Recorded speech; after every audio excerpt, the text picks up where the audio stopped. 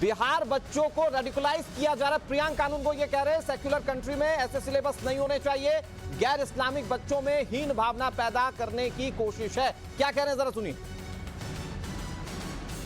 कट्टरपंथी पाठ्यक्रम को लेकर एनसीपीसीआर ने सवाल खड़े किए हैं। हमारे साथ एनसीपीसीआर के प्रमुख बात करने के लिए मौजूद है प्रियंक कानून, हम उनसे खुद बात करेंगे। आपने कट्टरपंथी पाठ्यक्रम को लेकर के सवाल उठाए हैं, जहां गैर इस्लाम को मानने वाले लोगों को उसमें काफिर की बातें कही गई जो आप, तो क्या इसको लेकर कहना चाहेंगे? देखिए, हम पिछले कई दिनों से इस बारे में लगातार राज्य सरकारों से बात कर रहे हैं कि मदरसों में हिंदू बच्चों का रहना ठीक नहीं है। नॉन मुस्लिम्स की मदरसे में कोई जगह नहीं है। इनफैक्ट मदरसे में जो मुस्लिम बच्चे भी हैं वो अपनी बुनियादी तालीम के अधिकार से वंचित रह जाते हैं, इसलिए उनको भी स्कूल में प्रवेश दिलवाना और संविधान के अनुच्छेद 21 का के अनुरूप जो फंडामेंटल एजुकेशन है, राइट टू एजुकेशन एक्ट के तहत वो मिले, ये इंश्योर करना चाहिए। इस मुताल्लिक हमने बिहार के राज्य सरकार से भी कई बार बात की है।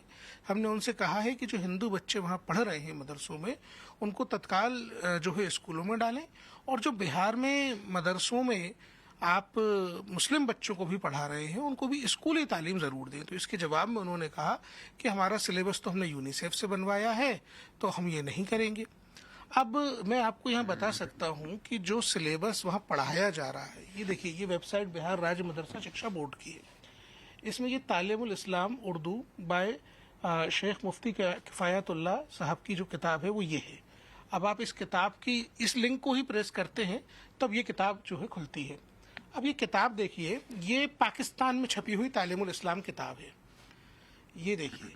और इस किताब का जब हम इंग्लिश अनुवाद ऑनलाइन चेक कर रहे हैं तो ये देखिए, ये इंग्लिश अनुवाद वाली जो किताब है, ये देखिए आप, मोहम्मद किफ़ायतुल्लाह साहब की किताब है, और ये लेसन इन इस्लाम है, तालीमुल इस्लाम है, दारुल इरशाद उर्दू बाजार कराची की छपी हुई वही किताब का इंग्लिश तर्जुमा है।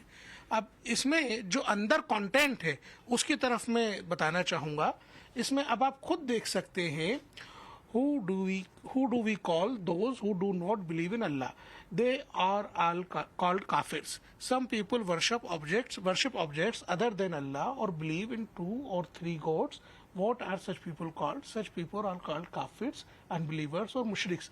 तो इस तरीके की जो पढ़ाई है वो बच्चों को देना, खासतौर पे उन बच्चों को देना जो इस्लाम में नहीं मानते, जो हिंदू बच्चे हैं, ये संविधान के अनुच्छेद 28(3) का उल्लंघन है।